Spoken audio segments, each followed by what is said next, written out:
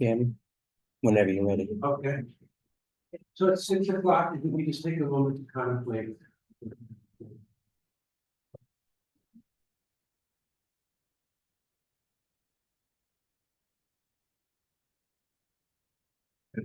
Then if you'd like to call, do a roll call. Okay. Mayor Sean Reardon.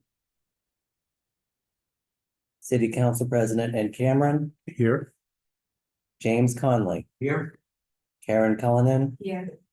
Kristen Donahue. Here. Gary Gorski. Christian Hansen. Sarah Holden. Here. Caroline McCarthy. Here. Stephen Moore. Here. Sarah Spalding. Madeline Whitten. Here.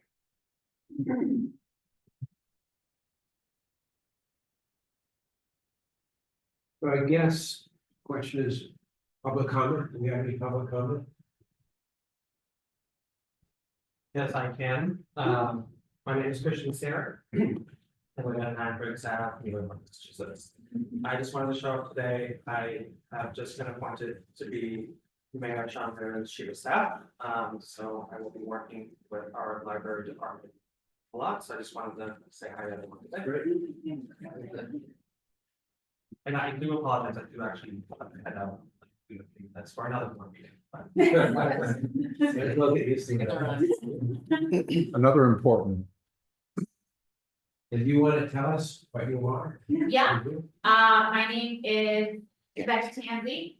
I'm the head of bar services here at the library. I also have an elementary report. On my software. I manage all of our circulation materials. You'll probably see me a lot at desk. Like check-ins, check-outs, but I also handle our museum pass program, our library things collection. All that. If you ever have any circulation questions, let me know. I'm Kelsey, I work as a library technician under Meta Disability Units. Handle all the check-ins, check-outs, manage the library things binder and all that goes with it. I work for 2 different collections, in nonfiction cookbooks, if you've ever looked through the cookbooks. Then a 100 section.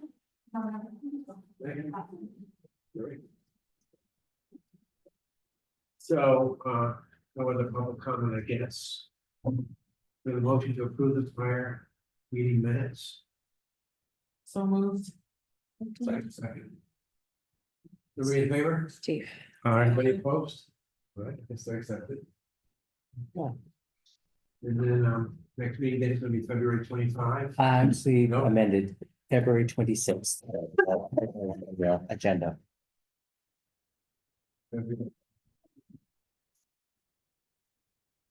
And do we have any update in the city council investigation? Do we know anything about that yet? no comments, No comment? Okay. Think, all right. pretty easy, When will you have a comment? no comment. No comment. And just from the library kind of participation, 2 staff members have been interviewed. I was told I was on the list. I have not been interviewed yet. Do we want to talk about the city council discussion of security cameras? I want to do that. I want to do that, Ed. You want to do that, Kevin? I'll give you an update of what has happened since our last board meeting. We had 1 more site visit, and it was with Councilors Harmon and Donahue. I think all the councilors that came through for a site visit left with a greater understanding of the cameras in context here in the building. And a greater appreciation for not only the complexity of the building, but also the safety and security issues that exist. That from our perspective would be exacerbated by the removal of access to the live and or recorded feeds. Any questions about that? I'll just add from the council perspective and just as context, we every one of our meetings, it's about a 150-page packet loaded with about 30 to 40 things, so it is very hard to keep track of sort of where we're at with things, but part of this, and the security cameras in the council and in the city departments, it's not a library-specific conversation, it's about lots of other departments as well. And one of the things that the council had approved and asked for is for the administration to create a camera policy, a security camera policy, and with, you know, civil liberties in mind and whatnot. And that was not done, that hasn't been done. I think that's something that's on Christian's radar, even though he just started last week. But so I think as that gets developed, I think the input from the library has been helpful, but it's not, there's nothing formally on our agenda right now. So whatever is status quo is kind of status quo. I know 2 library staff did come to the city council meeting Monday night and offered public comment. It really wasn't on the agenda, and that was kind of dawning on me as they were talking, but I didn't interrupt them. We only allow comment on something that is on our agenda. Otherwise, people would come and talk about all sorts of things. But so that's neither here nor there. But yeah, I think it's important for counselors to hear why the library is different in terms of its openness and sort of accessibility to the public, and trying to make sure that safety and security for our staff and other patrons is also included in that. We've all received the draft, the revised draft of the child safety policy. Does anybody have any comments or discussions about the service? That was well written. Yeah. Yeah, but Clear. police are okay with it, which I. Yes, worked extensively with the police marshal, and he read the final draft and he found it very appropriate from his perspective. That's good. It's nice to be able to say to the police, can we get this person? Can we go home tonight? It's good. Do you think there'll be any reaction from parents? Well, right, one of the external stakeholders that was asked specifically to review this policy was Andy Edgemont, who is the Director of Recreation and Youth Services. She reviewed one of the initial drafts and gave some really great feedback, which we integrated into the policy. I had her review the final, and she did not have anything, she had no feedback to share. So it was neither positive nor negative feedback. It was just, she had reviewed it. So. But no parents per se. Actually, we had 3 parents. Oh, Yes. Kristen Donahue, Caroline. Oh. Oh, maybe and, both yeah. of them. It doesn't matter. Well, what we hope is the goal of this policy is to help people understand it's not, the previous policy used to focus on a type of child, an unattended child. And as we were getting feedback from the police marshal and Andy Edgemont, it was, they were like, well, if a child is sitting in a corner reading a book and they're unattended, they're technically safe. Okay, all right, different perspective. Let's look at this from a different angle. So as we were talking with staff, it was more of, not delineating, someone is unsafe if they've been unattended for an hour and a half. Well, how are we gonna really gauge that? And it's really about children being safe in the library. So if we have the way the policy is written, we won't know most of the time if a child is unattended, that is inappropriately unattended, unless they behave. Some behavior draws attention to them. It could be, I'll go from a very safety and child protection kind of perspective. It could be a child has been in the children's room from 3 o'clock and it's now 6:45. We don't have food. We don't know if that child is going to go home at any point. This may be an opportunity where we contact the parent's child or the child's parent and have, there may be the family needs resources. So there's an opportunity from that perspective.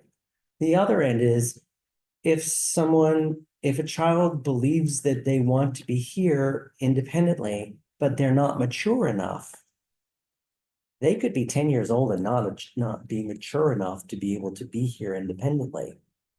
That child and the parent will have to have a negotiation that we might bring to their attention, that their 10-year-old does not have the ability to behave properly in the library.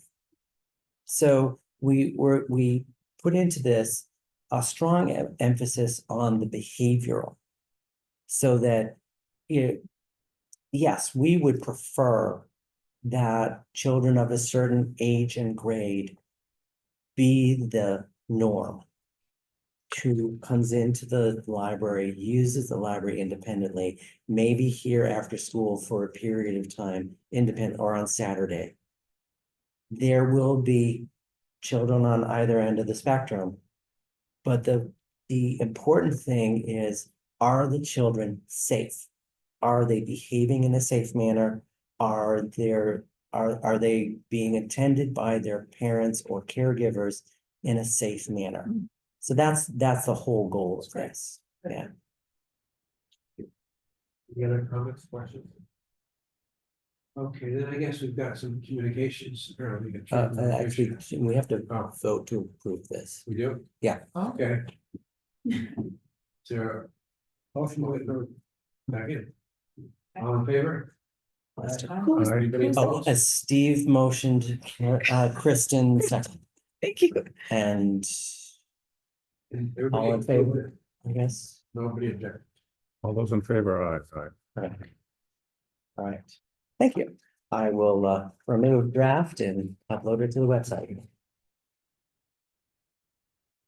Any communications? We have some communications. We do have a communication, yes. I forwarded an email to you regarding an information request from Walt Thompson, 100 State Street in Newburyport. He sent me and I'll be completely transparent. The initial email that he sent me in November, I did not see until I looked at his folder with emails until December. So I recognize that email should have been attended to when it was initially sent. And we'll work on making sure that his emails are addressed in an appropriate manner. My response to him, I will in the future elaborate a little bit more, because his requests are for information that are not what I would consider reference questions. A reference question from a patron, I would forward to the reference department and allow them to, and they can answer the question and send the information to the patron. The level of information of internal operations that he was asking for is more appropriate for a public records request. And I made an assumption that Mr. Thompson, having gone through this process with him in the past, that my response would have triggered a public records request from him. Next time I will speak directly to that in the email and just recommend that his request be presented to the city clerk and for a public records request.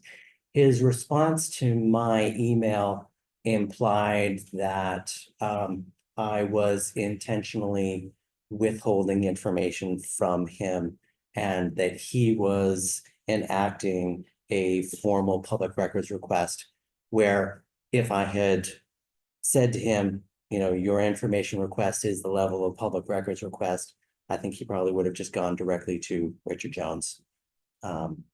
So in the future, I will reiterate in my emails about the procedure. He is fully aware of the procedure, which is he makes a formal request to the city clerk. City clerk informs me that there is a public records request. I then inform the city clerk about approximately how many hours it would take to fulfill the request. And then the city clerk will issue an invoice to the requester for at $25 an hour for the number of hours that it will take to fulfill the request. The requester has the opportunity, or if so, to appeal to the state to say that is either too many hours. I do not believe that is, that is reasonable. And then the state can come back and tell the city, well, this is what you asked for, this is what you can charge. The requester then has to agree to pay the invoice, and once they agree to pay the invoice, we have 10 days with which to respond with the information that they request. So Mr. Thompson initiated that process actually very quickly after I responded to him. And we're still in the process of working with the city clerk. We have given him the estimated number of hours that the project will take based on what his request is. And we will handle the request as we do all public records requests in the appropriate amount of time and give the appropriate information. It seems like he has requested a title, like the titles, right? Yes. And it seems like a fair assumption that there will follow some challenges, like that. I assume that there's a procedure for, that it's even on the website, and if I look. We, under our collection development policy, we do have a procedure to challenge or request for reconsideration. So if once that information is follows through and Mr. Thompson has that information and he shares it with people, if they don't like a title that we have, they are free to go through the process and have a title request for reconsideration. Yeah. So, yeah, we'll just go through that process. So there was a FOIA request Mhm. already performed. Yes, Mr. Thompson had requested a list of the items that had been withdrawn from the Archive Center. And we fulfilled that request. He, as part of this request, he has asked to for a list of all items that have been withdrawn from the Newburyport Public Library collection for, the date of January 1 through December 31st. The Public Records Request Freedom of Information Act does not require us to create any reports or any documentation. The library does not, the Archive Center collection policy is the only place in the library where we keep a list of items that have been withdrawn from the catalog. The rest of the library, it's an item is withdrawn. There's no lists. We don't keep reports of items withdrawn. Is that standard? That is standard. We'd literally be keeping title thousands and thousands and thousands and thousands of titles that we no longer have. We don't even keep But they this may as a to order. Yeah. Withdrawn up from the library, if he's concerned about. Oh, yes, we're providing information that we don't have in this library from another library is standard procedure. We don't even keep lists of items. We don't create reports of items we purchase. The only way we have an itemized knowledge of what titles that we've purchased from January 1 through December 31st is through our itemized invoices. He's also asking for that. Yes, he has, and he'll get a Munis report of a listing of all the invoices.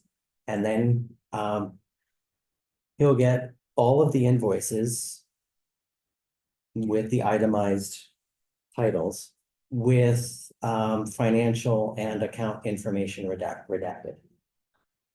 That is if he chooses to pay his invoice. Would it be worth asking him what he's looking for? Maybe we could just give it to him because this is ridiculous. Has it ever worked? Usually if I've ever asked him what he's looking for, he's like, I just want the information. I have a question. Yeah. But I think it's nuance to his request, and that's approved by the library board between June 1 and September 30th. Well, he And I doesn't know say by- that in his request. By deference, we approve it because we have given, the board gives you Yes. the responsibility for Yeah. that. So just so you're, to answer your question is, the board has given approval because you approved of my having the authority to make the approvals. Okay, so So- when you answer this question, you are saying, just it's implied that the board has approved. I think he wants us every monthly meeting to go through the list of what you're buying and approve it or not. And we're not gonna do that. No. It would end at 1 month and start the next. The desire to have short meetings with no one is possible. We, to be truly honest, we literally buy tens of hundreds of books a month. And you'd be having to go through a list of, upwards of 1,500, 2,000 items at a meeting. I mean, we have $186,000 to spend. Oh, no, how must be like replacement? So it's like, Oh. here's another copy of his book that gets you on. That is also it as well. It's, so it's a. The reason we like, one of the other reasons for not just giving someone this information is that, well, the magnitude of time it takes to get this information together, but also in general, in addition to having a collection development, selectors, approvers of, the staff, we're now having the potentiality of 18,000 people trying to determine whether or not we should be buying a particular book. The other aspect of it is every time someone wanted to know all of that information, I would have to spend, and Mary, and anyone else who I had to draw in, hours of time to gather that information. It would slow down, it would make us ineffective and inefficient. Our operations would come to a halt.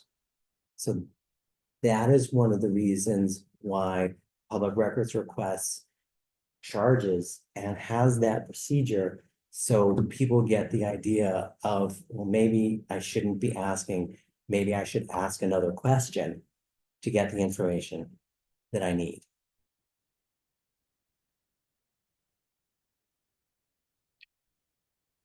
He asked for both. He asked for archival center specifically. And the Yes. general library.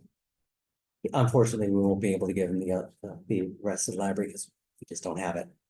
And we're not required to create any documentation. And I alerted the city clerk that, and he's, okay.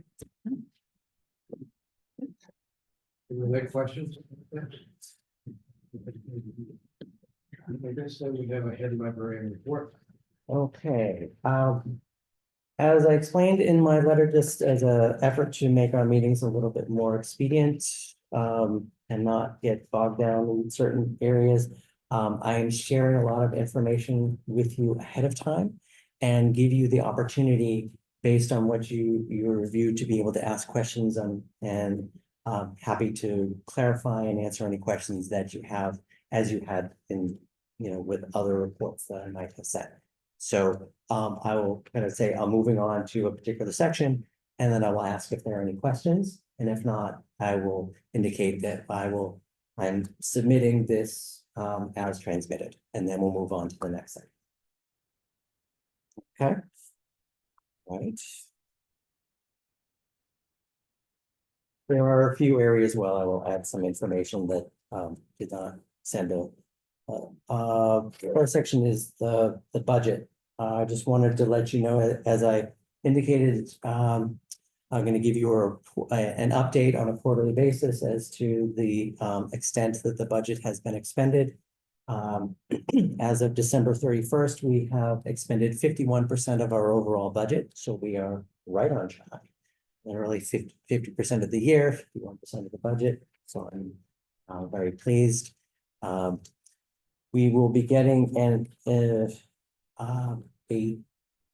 I'm not sure whether it be a transfer but we will be getting additional funding because when the library budget was created, the union contract had not been approved. And Ethan had asked me to put in a contingency percentage. And I put in a contingency percentage of 2.5% increase for the union staff members. And their increase for FY was 4.25%. So to cover the difference, there'll be an increase in funding to the library's personnel budget to cover that discrepancy. Let's see.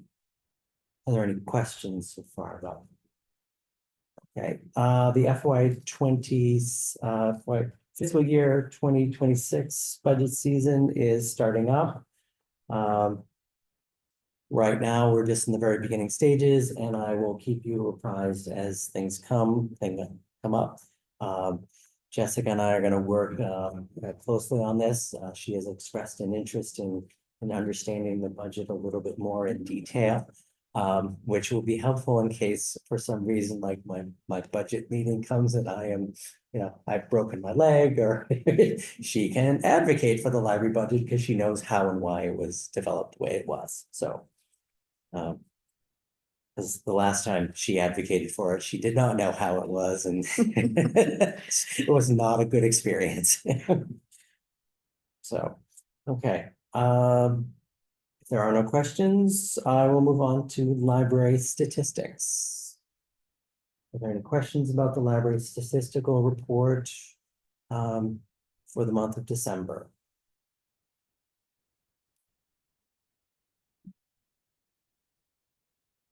Okay, if there are no questions, then I will submit the library statistics section as transmitted. Okay, buildings and grounds.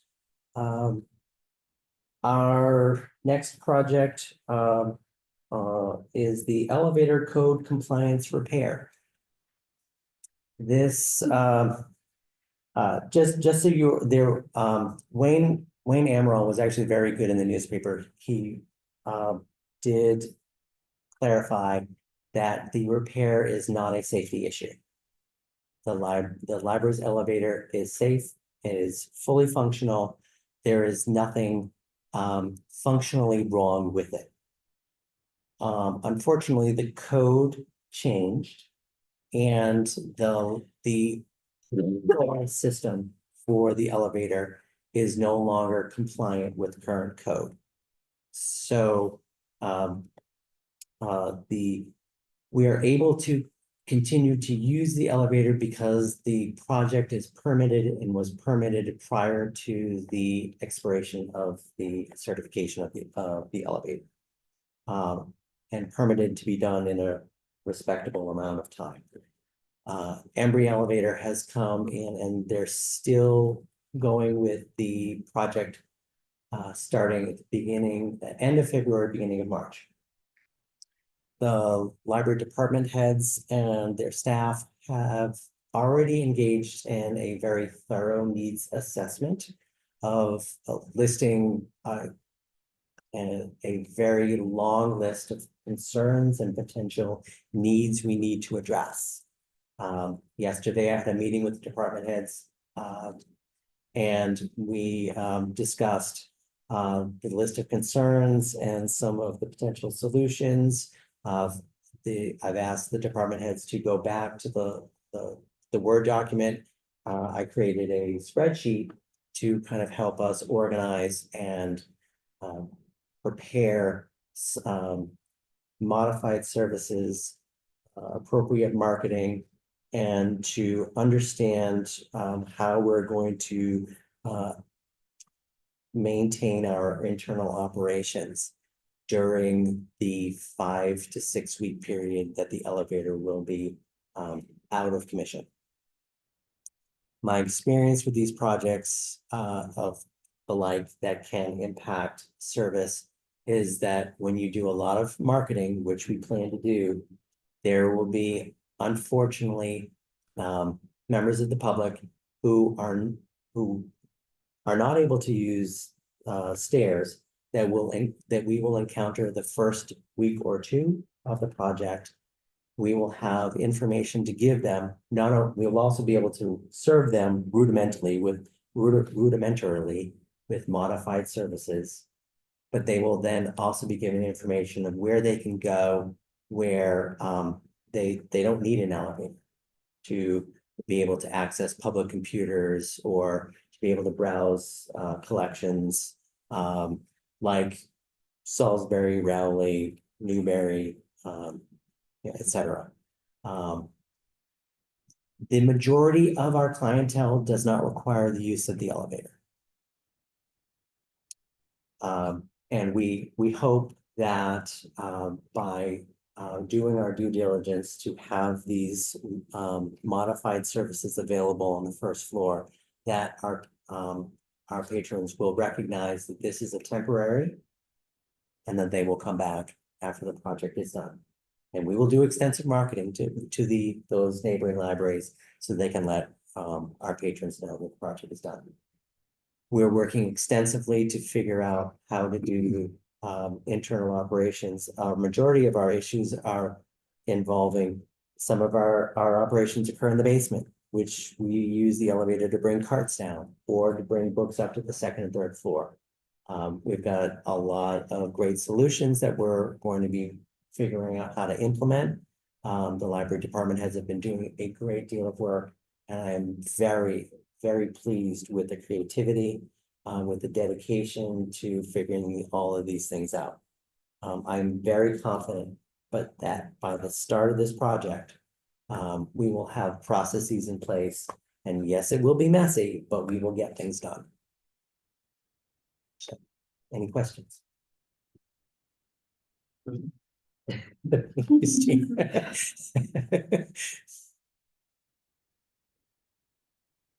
All right. Well, I will keep you apprised as I know anything further. Okay, moving on to outreach and collaborations. Questions regarding the information I sent you? And I had, when I opened it up. Oh, yeah, I'll try and reorder. It was the first time I sent it, so So I'm looking at it like this. oh, sorry. My apologies. I'll make sure I reorder it. I recognize that as I printed it out myself. I was like, oh, so my apologies for that. If there are no questions, I will submit the section as transmitted. On to programming.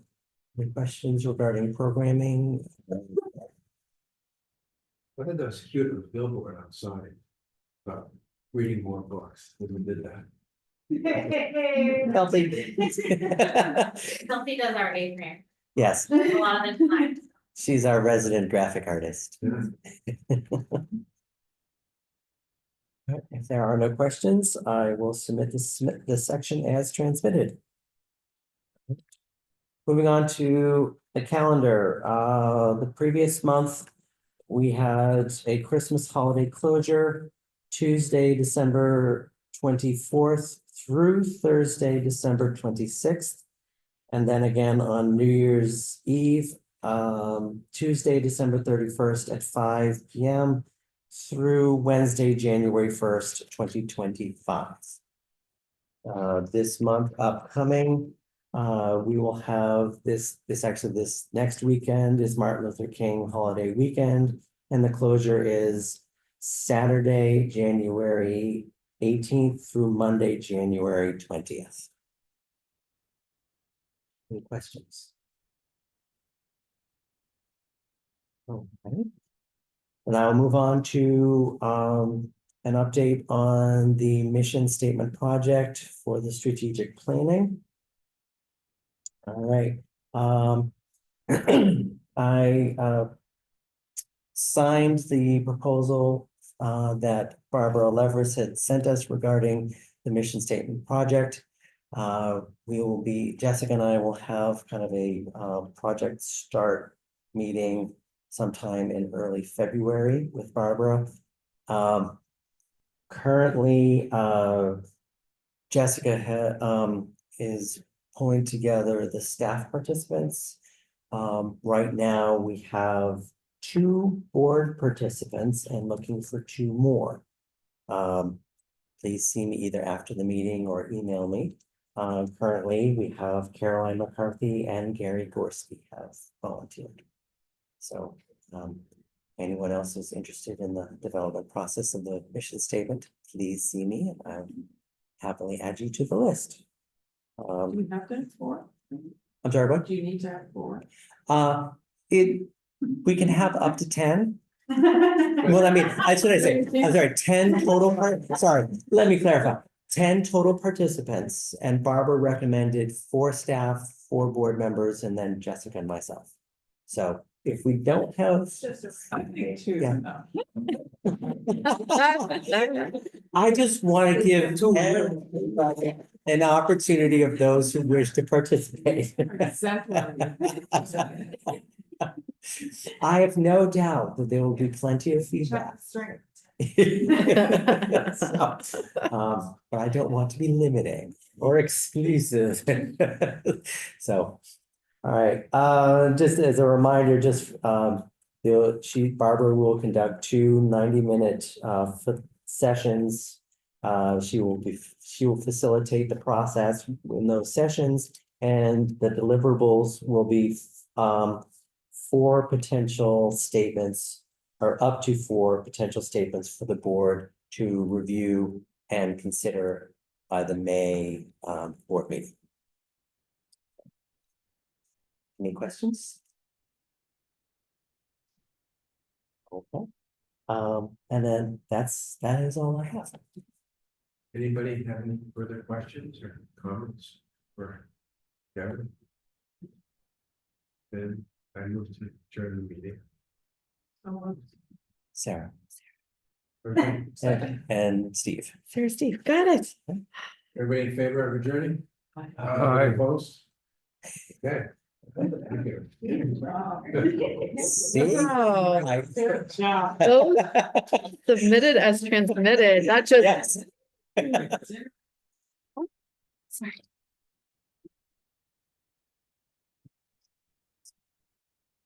You need something? I don't know. Other people, sorry.